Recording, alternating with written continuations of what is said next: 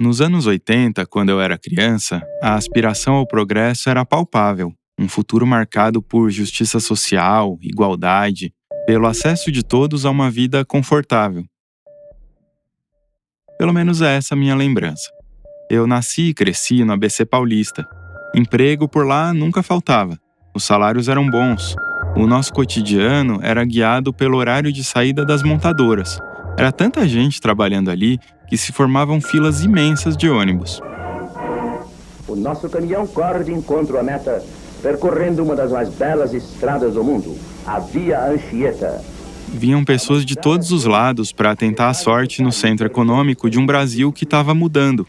O que ainda estava errado era atribuído à nossa juventude enquanto país.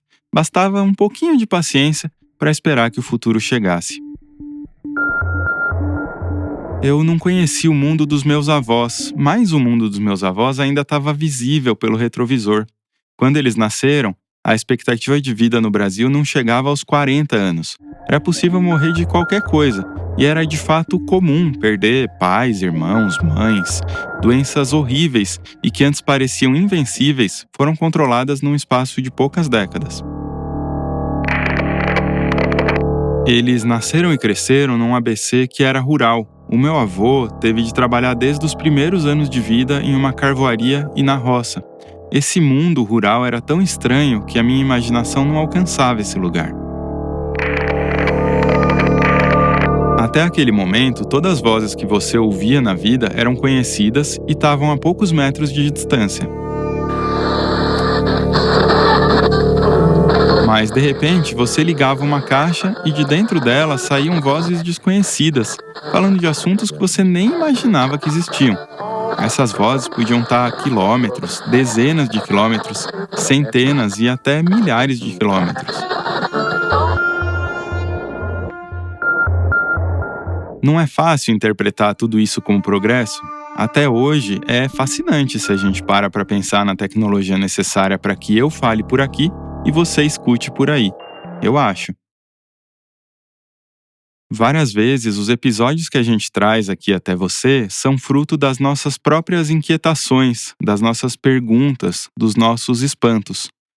Eu passei 2023 inteiro estarrecido, cada vez mais estarrecido. O fim da pandemia foi uma volta à programação normal, como se os donos do mundo dissessem: não tem nada estranho acontecendo aqui. Depois de tudo que a gente passou, de ficar confinado, como é possível que a gente siga defendendo a manutenção do mundo? A manutenção do capitalismo, no caso. A gente passou por uma pandemia que matou muita gente e que poderia ter matado ainda mais. A gente tem uma vida, um cotidiano precário, precaríssimo. A nossa comida adoece e as mudanças climáticas já estão presentes no nosso cotidiano. Eu escrevi esse roteiro no final de mais uma quinzena de calor incessante. Para muita gente, é só o preço a pagar pelo progresso e tudo se resolve na base do ar-condicionado. A fé no mundo das técnicas segue sendo o alicerce da ideologia do progresso. Então, eu precisava entender como é possível que essa ideologia siga de pé e o que a gente deve fazer para se ver livre dela. Essa é a hora em que a gente coloca o pé no freio porque já sabe o que está passando na sua cabeça. Você vê porque você vê tudo, né? Você é sensitiva.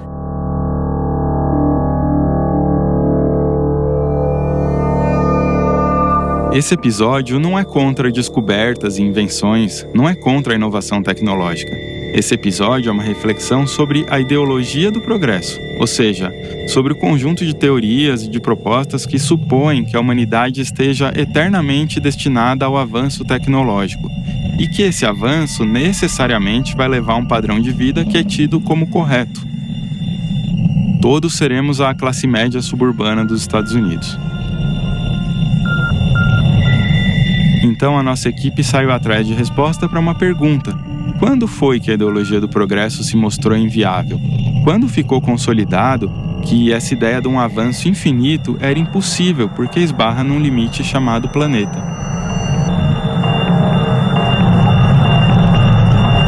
Eu sou João Pérez e você está no Prato Cheio, podcast de O Joio e o Trigo.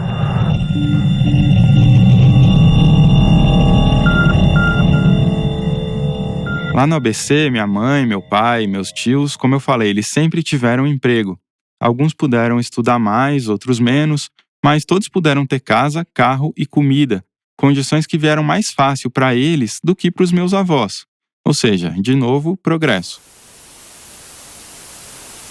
De repente, você se deparava com um tubo dentro de uma caixa, e de dentro do tubo saíam imagens de pessoas desconhecidas que podiam estar a vários quilômetros de distância.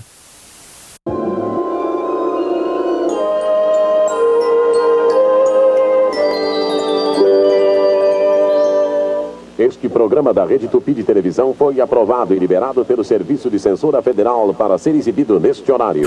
Nos domingos, todo o povoado ia até a casa de um parente rico para ver 1 ou 2 horas de televisão. E foi pela televisão que chegou a notícia em que nem todo mundo acreditou. It's one small step for man, one giant leap for mankind. Então, de novo, eu entendo que meus pais, meus avós tenham botado fé no progresso. Era palpável. Esse progresso pressupunha que a zona rural deveria virar zona urbana, que as cidades pequenas se tornassem médias, que as médias se tornassem grandes e que as grandes se tornassem gigantes. Mas, na real, a gente não enxergava naquela época que a ideologia do progresso já tinha se tornado inviável. Quando a ideologia do progresso se mostrou, digamos, inejecuível desde o ponto de vista material. Eu fui atrás de conversar com Horácio Machado Araoz. Ele é pesquisador independente do Conselho Nacional de Ciência e Tecnologia da Argentina, conhecido como CONICET. O Horácio é autor do livro Mineração, Genealogia do Desastre, que eu traduzi para a editora Elefante. Ele passa boa parte do tempo refletindo sobre as raízes e os desdobramentos do colonialismo. Então, assim, ele orbita em torno de um glossário que tem sempre as mesmas palavras: progresso, desenvolvimento, futuro, riqueza, liberdade, crescimento. A conversa se deu algumas horas depois da vitória do Javier Milei na Argentina, o que eu não sei a essa altura se foi uma boa ideia ou não. Primeiro, o Milei tinha dito coisas muito fortes, de que a ciência tem que ser rentável. Antes de entender quando que a ideologia do progresso se tornou inatingível, a gente precisa conversar sobre o que é essa ideologia e como que ela se formou. Bom, eu estava muito comovido por isso, sabe? Porque tem a ver justamente com como vai mudando a ideologia do progresso, do desenvolvimento, que tem sua raiz colonial no século XVI. Essa ideia de desenvolvimento, de evolução, que começa no século XVI, vai tomando sua forma moderna, não?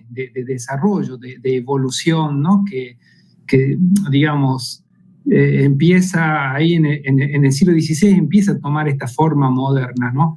Pois é, discutir progresso é discutir colonialismo, mas esse progresso muda de cara, de glossário e de forma com o tempo. Entonces, yo creo que hoy, en esta fase neoliberal, que es la fase caótica e crítica. Então, eu acredito que hoje essa fase neoliberal é a fase caótica e terminal de um capitalismo que se mostra mais e mais inviável. Digamos que a rentabilidade é o único horizonte de sentido da vida humana. Isso me parece um sintoma muito claro da nossa época. Me parece que isso é como um sintoma muito claro da época, não? A sociedade assume cotas de inconsciência, com cotas de indiferença, com cotas de distanciamento. Com cotas de inconsciência, com quotas de indiferença, com quotas de distanciamento, não é certo? Em dezembro de 2023, teve um dia em que eu estava andando meio ao acaso por Porto Alegre quando dei de cara com uma exposição. O nome era Darwin, Origens e Evolução. Naquela altura eu vinha estudando bastante sobre o Charles Darwin, então só me restava entrar e ver qual era.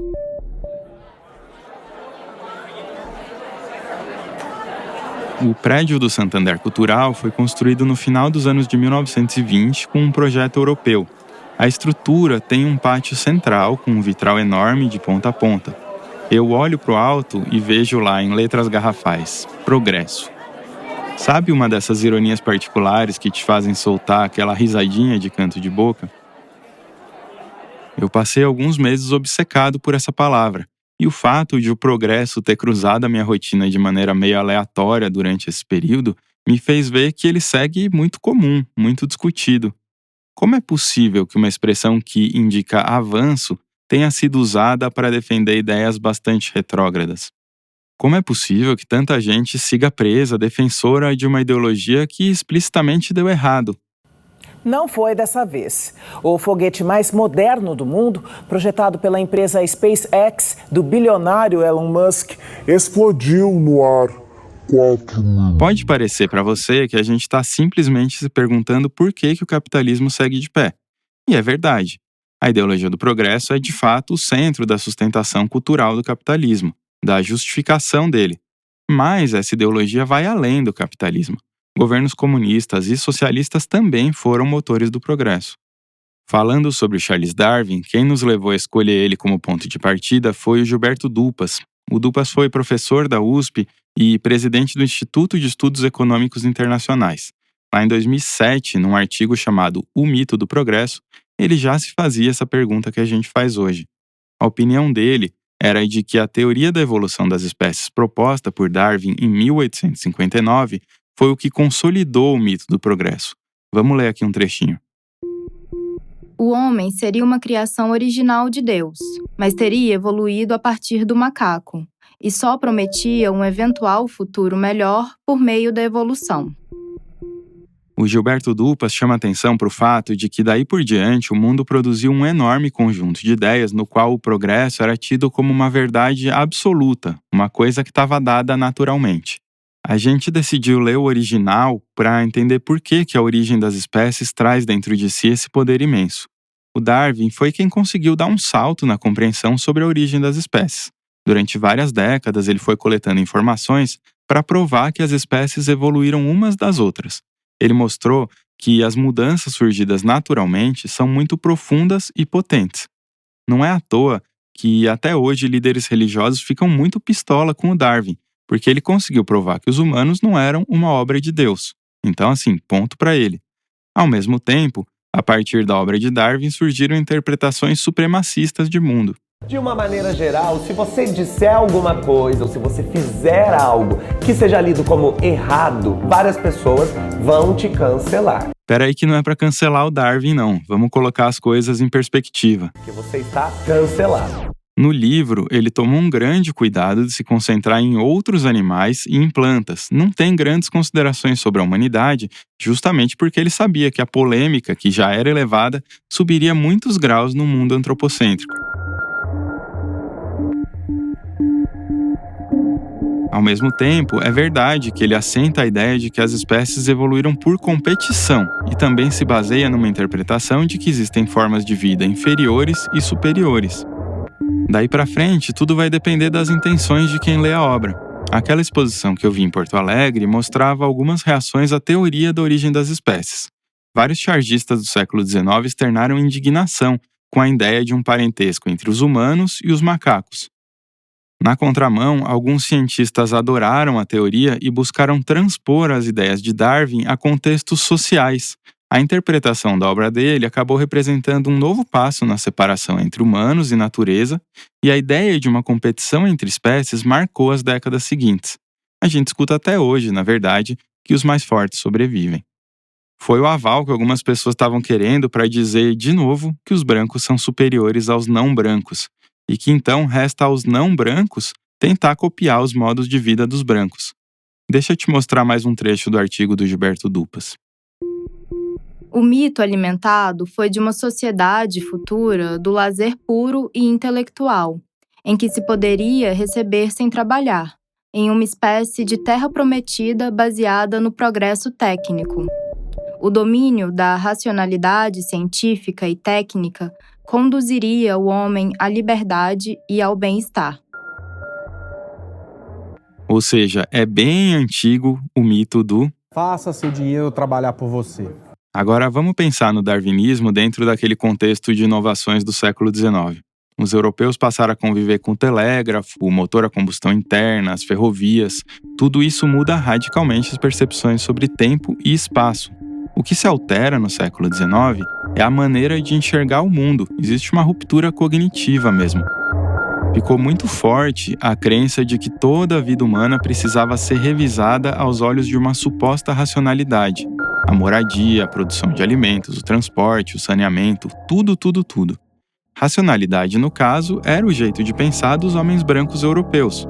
Com isso, a fome, por exemplo, passou a ser uma mera questão de gestão social. Existia condição material para acabar com a fome, mas era preciso racionalmente, olha só, racionalmente, manter a fome nos níveis certos para forçar as pessoas a trabalhar e a trabalhar em troca de salários baixos.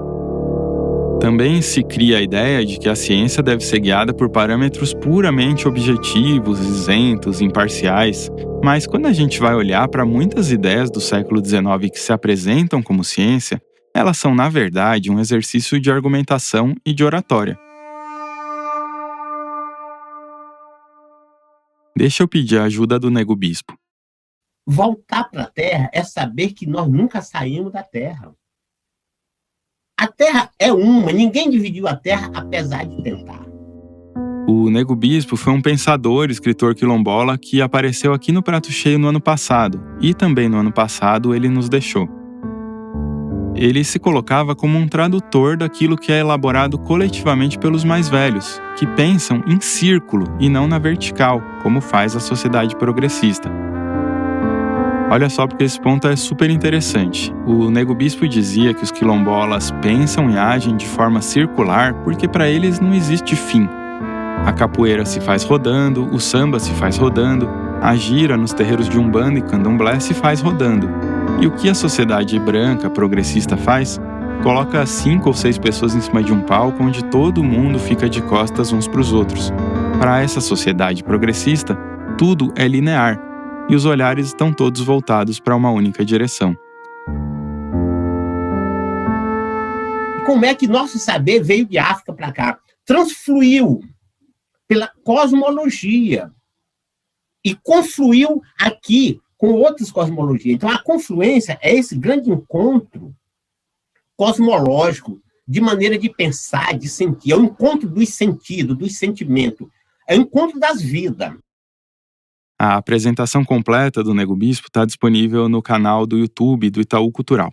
A gente vai para o intervalo e volta já. Oi, aqui é Luísa Coelho. A gente está preparando a 7ª temporada do Prato Cheio.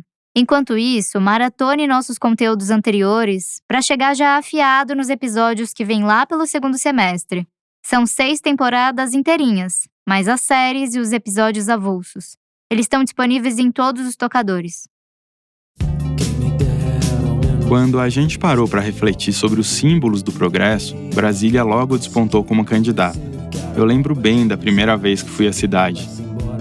Deve fazer uns 15 anos.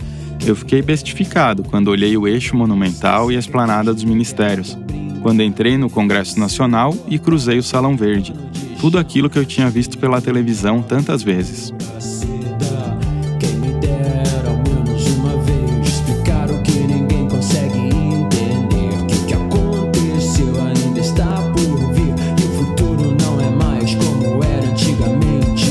E é claro que estava tocando Legião Urbana quando eu cheguei na casa de um amigo, porque, bom, Brasília foi tão bem planejada que já vem com roteirista. Eu fiquei realmente impressionado foi com a amplitude da cidade. Aqueles blocos de prédios baixinhos e todos bem parecidos, o horizonte a perder de vista, as enormes distâncias entre as coisas. Eu não tinha referência mental para entender uma cidade onde a curva não forma esquina.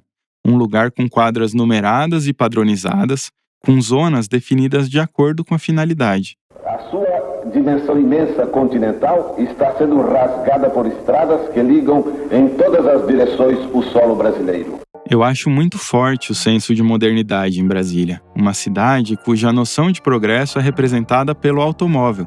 Então todo o espaço é estruturado a partir do pressuposto de que o transporte individual é a marca do progresso, de que é possível construir uma capital perfeitamente organizada, com prédios de linhas inovadoras que desafiam os engenheiros. E agora, um movimento pioneiro que abala toda a nação, leva para o coração do Brasil um centro de cultura e de civilização, que será amanhã a nova capital do Brasil, Brasília. Brasília vai incorporar ao território brasileiro mais de 6 bilhões de quilômetros quadrados. Vamos construir uma nova nação dentro de nossas próprias fronteiras. Nesse segundo bloco, a gente está pronto para voltar na nossa pergunta inicial. Quando foi que a ideologia do progresso se mostrou materialmente inviável? Abolicionista e republicano. Para os estudantes que jogavam, como eu, todo o seu entusiasmo nessas lutas, petróleo e industrialização eram o bilhete de passagem para o mundo moderno do após-guerra. Eu fico pensando quantas vezes na história do Brasil o futuro é reciclado e prometido para depois de amanhã. Quantas vezes que o progresso é colocado numa embalagem nova. Esse é o discurso de posse do Fernando Henrique Cardoso, em 1995. Asseguravam um lugar para o Brasil no carro do progresso tecnológico, que acelerava e ameaçava nos deixar na poeira. Por algum tempo, na presidência de Juscelino Kubitschek, o futuro nos pareceu estar perto. Havia desenvolvimento. O Brasil se industrializava rapidamente. Nossa democracia funcionava, apesar dos sobressaltos. E havia perspectivas de melhoria social. Mas a história dá voltas que nos confundem. Para os estudantes que jogavam, como eu, todo entusiasmo nessas lutas, industrialização e tecnologia eram o bilhete de passagem para o mundo moderno do pós-ditadura. Asseguravam um lugar para o Brasil no carro do progresso tecnológico. Mas a história dá cambalhotas, duplos twists carpados e piruetas que nos confundem. No ano seguinte à inauguração de Brasília, em 1961, os Estados Unidos convocaram os países da América Latina para uma reunião em Punta del Este. Não dá para deixar de lado a Aliança para o Progresso na nossa discussão de hoje. As repúblicas americanas proclamam sua decisão de assomar-se em um esforço comum para alcançar o progresso econômico mais acelerado e justiça social mais ampla. Muitos homens hoje batem-se pela liberdade em terras de antiga tradição. É chegado o momento de imprimir novo sentido a esta vocação revolucionária. Encontra-se a América nos umbrais de nova era histórica. Homens e mulheres de todo o continente procuram conquistar a vida mais plena que as teorias modernas põem ao seu alcance. 39 years ago this week, the United States, stirred by the heroic struggle. De lá da Casa Branca, o presidente John Kennedy, que não se deu ao trabalho de despencar até o Uruguai, mandou a letra daquilo que queria com a Aliança para o Progresso.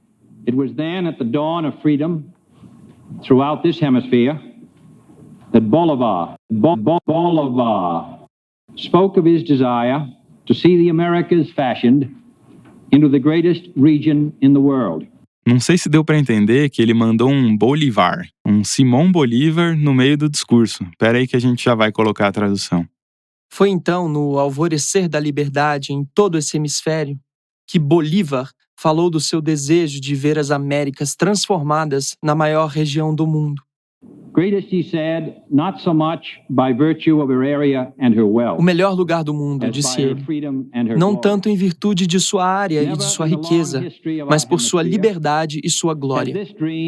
Nunca na longa história do nosso hemisfério, este sonho esteve tão próximo da realização e nunca esteve em maior perigo. Em seguida, o Kennedy fala que foi o gênio dos cientistas que nos deu abundância de comida, força para a indústria e conhecimento para a população. Então, pela primeira vez, a gente teria as condições de exterminar a ignorância e a pobreza e libertar as pessoas para o desenvolvimento intelectual e espiritual, que seriam os supostos objetivos da nossa civilização. Presta atenção em como se repete esse discurso de que agora sim temos todas as condições materiais de superar os dramas da humanidade. Acho que não tem bomba aqui. Pô, mais claro do que daí. Mais claro. Impossível. Deixa rolar mais um pouquinho porque esse discurso aqui é bem emblemático. Tá pintado. Ô Vitor, esse discurso não, o do John Kennedy, por favor. But we call for social change by free men. Mas apelamos à mudança social através de homens livres, mudança no espírito de Washington e Jefferson, de Bolívar e San Martín. Não uma mudança que procure impor aos homens tiranias que expulsamos há um século e meio. Nosso lema é... Peraí, Vitor, deixa esse finalzinho pra mim. Nosso lema é o que sempre foi: progresso sim e tirania não. Our motto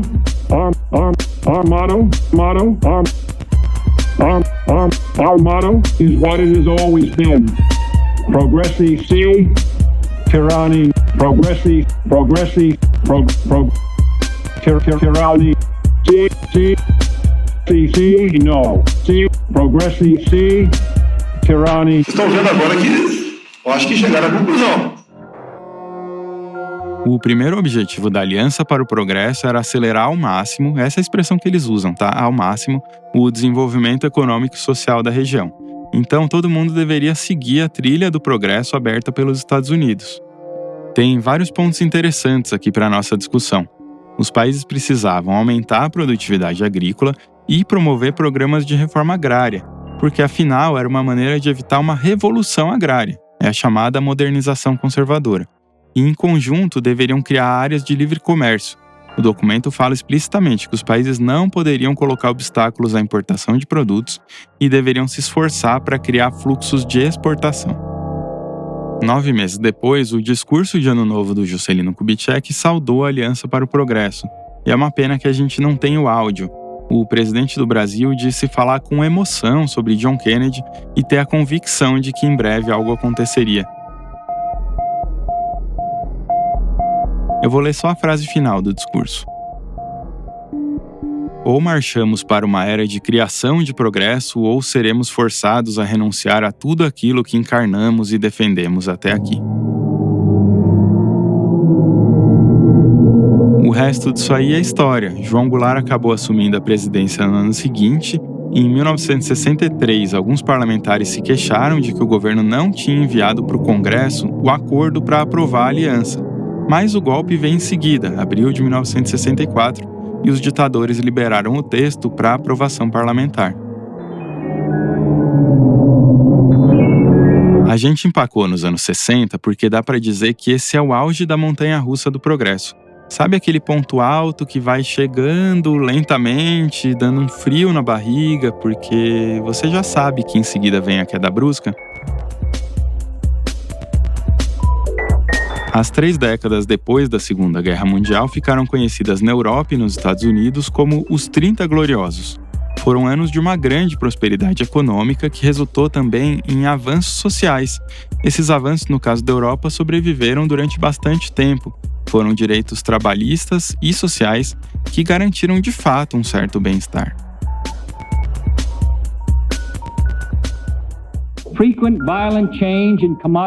As frequentes mudanças violentas nos preços das matérias-primas prejudicam gravemente as economias de muitos países latino-americanos, drenando recursos e paralisando o seu crescimento. Traduzindo a tradução, os Estados Unidos queriam acesso barato e regular a minérios e alimentos. Agora, é mais fácil garantir isso com democracia ou com um ditador pau-mandado? Nesse período, tudo aquilo que o capitalismo precisava estava baratinho: energia, matéria-prima, alimento e mão de obra. Mas para esses países viverem os 30 gloriosos, outros todos tiveram de viver 30 amargosos.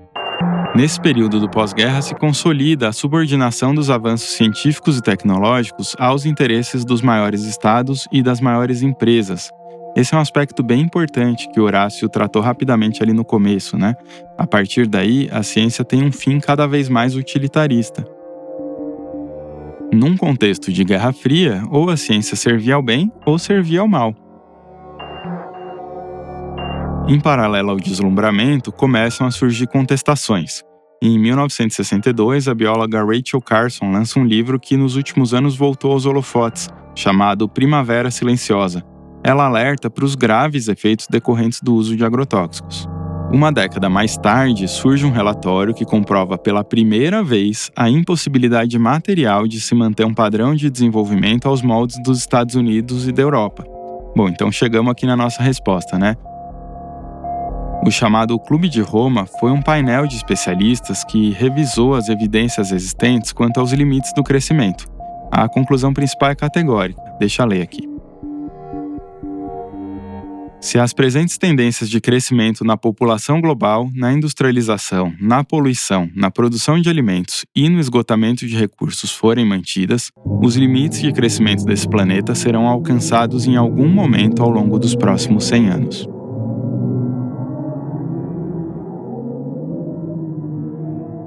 Y es interesante, Joao, que en 1974 ya en América Latina había conciencia de eso.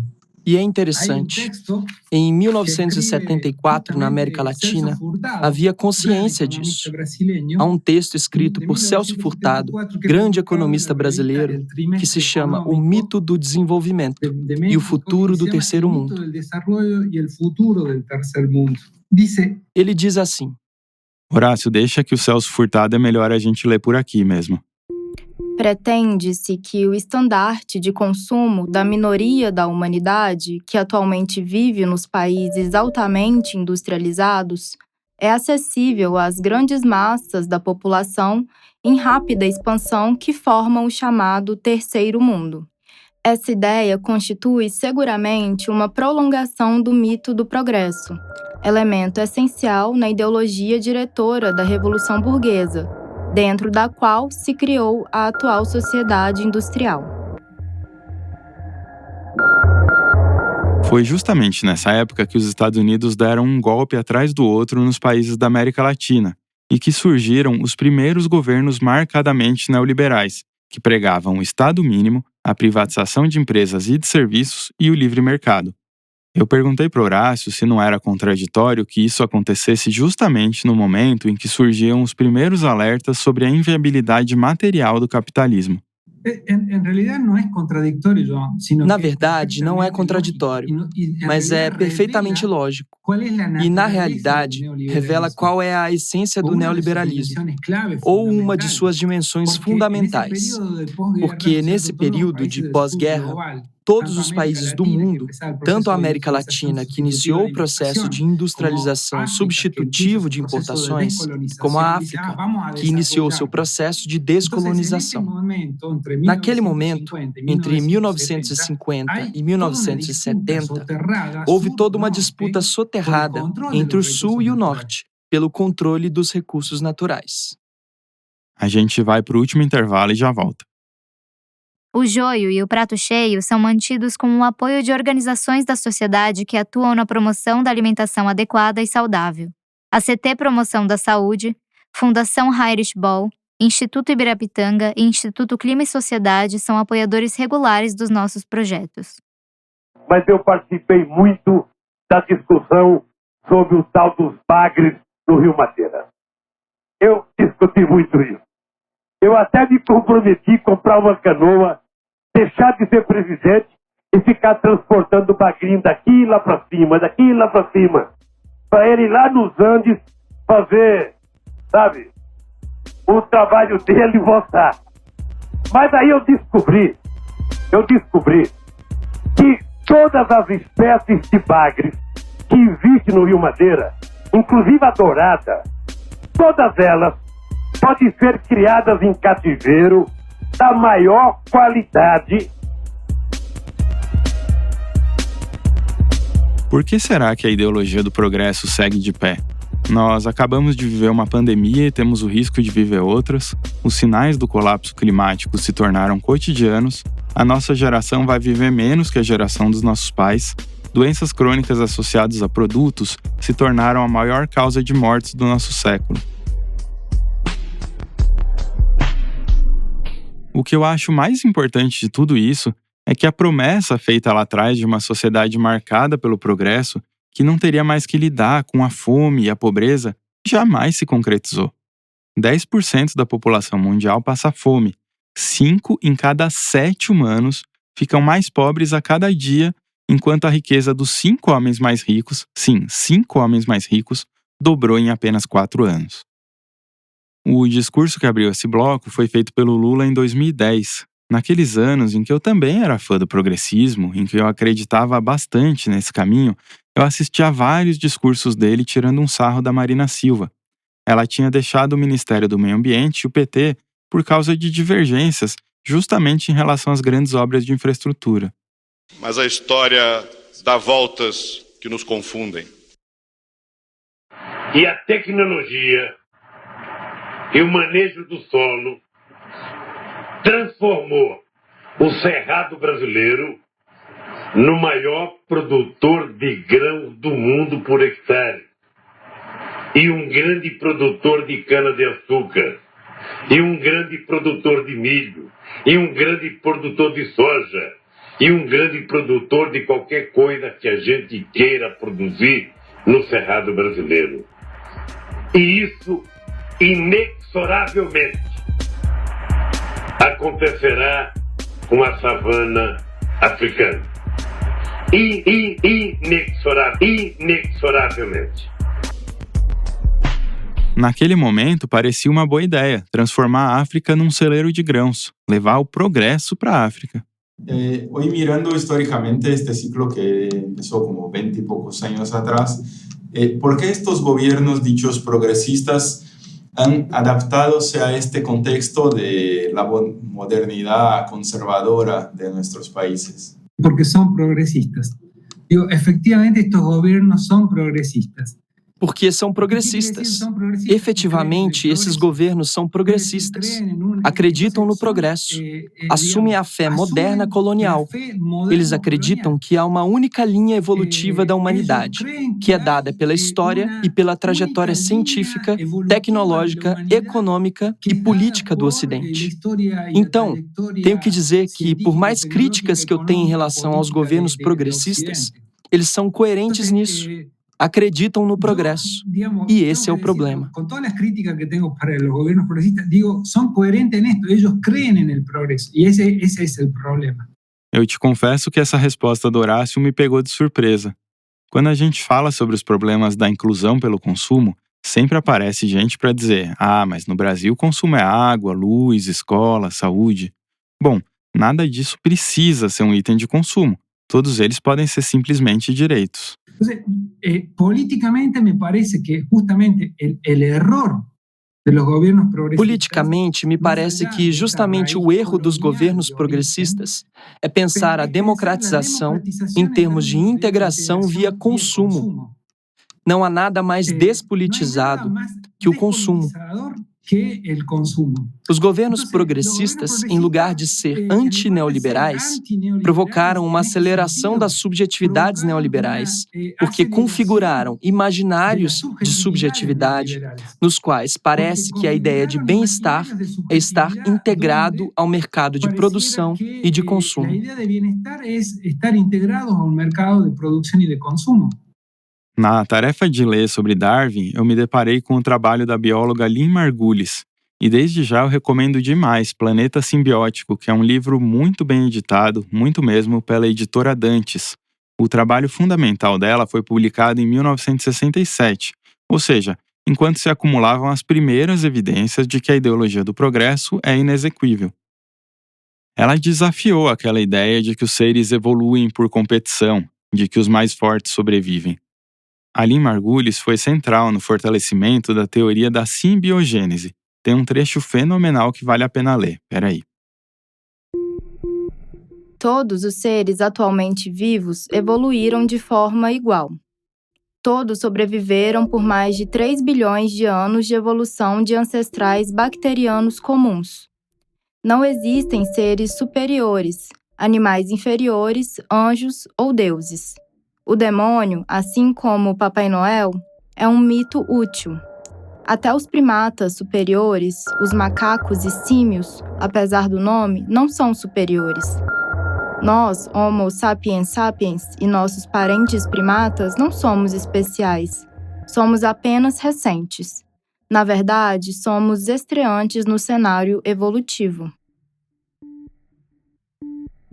Simbiogênese é o conceito que define o surgimento de novas formas de vida a partir de colaboração entre espécies. Então imagina, né? Se a turma já ficava ofendida de ter evoluído dos macacos, imagina evoluir de bactérias. Eu não sei se é demais chamar a atenção para o fato de que foi uma mulher quem falou em cooperação e não em competição. Enquanto o progresso não se realiza nunca, o mito do progresso se materializa na forma de smartphones, pagamentos digitais, realidade aumentada, inteligência artificial, casas de apostas e casas apostadas no mercado financeiro. E um sem fim de promessas de que finalmente a humanidade será emancipada da necessidade de trabalhar. Os mais otimistas anunciam um futuro de muito ócio criativo, mas o presente nos diz que a maior classe laboral do Brasil são uberizados, que fazem entregas colocando a vida em risco ou prestam serviços a preços módicos colocando os corpos em risco. O progresso está lá no horizonte. Me aproximo 2 passos, ele se afasta 2 passos. Caminho 10 passos e o horizonte corre 10 passos. Por mais que eu caminhe, jamais alcançarei. Para que serve o progresso? Serve para isso, para que eu caminhe que nem otário. O Eduardo Galeano que me desculpe, mas eu me dei a liberdade de mexer nessa citação. No original ele fala em utopia. A utopia serve para que a gente siga caminhando. Esse trecho não foi escolhido por acaso, né? Nos últimos séculos, quem pensa de maneira diferente é classificado como utópico, como se utopia fosse um sinônimo de ingenuidade e burrice. Nesse sentido, da não realização, não tem nenhuma utopia maior no mundo do que a utopia do progresso. É ela quem nunca se materializou, nem vai se materializar nas nossas vidas.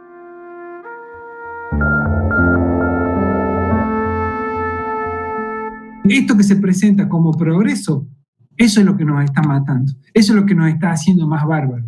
Entonces, isto que se apresenta como progresso é o que nos está matando. Isso é o que nos está fazendo mais bárbaros. O que é a civilização? O que é barbárie?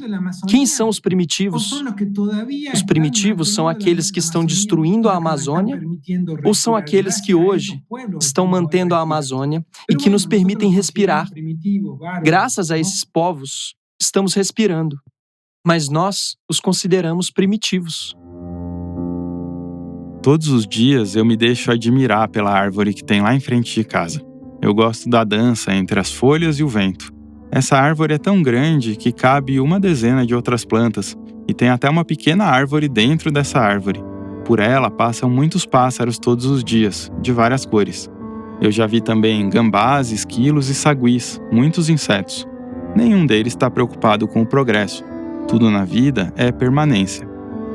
Uma vez a gente precisou podar a árvore. Quando os gambás voltaram, deu para ver como ficaram inquietos, procurando pela segurança da casa, mas a casa não estava mais lá. Em nome de poupar a fiação, a gente destruiu a morada dos gambás. A permanência tinha se rompido. Talvez a gente precise mesmo disso, de uma ideologia da permanência. Uma ideologia não do progredir, mas do estar. Sem casa, comida e saúde, não dá para estar, não dá para ser por inteiro.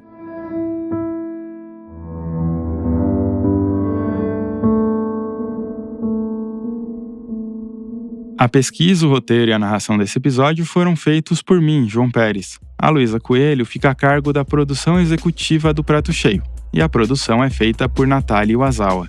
A edição de som é do Vitor Oliveira.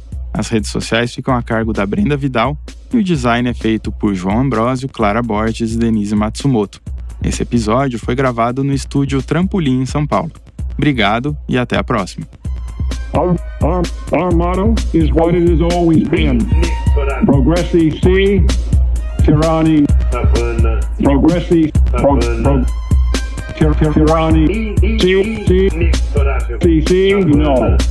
Progressi si, tyranni. Inexoravelmente.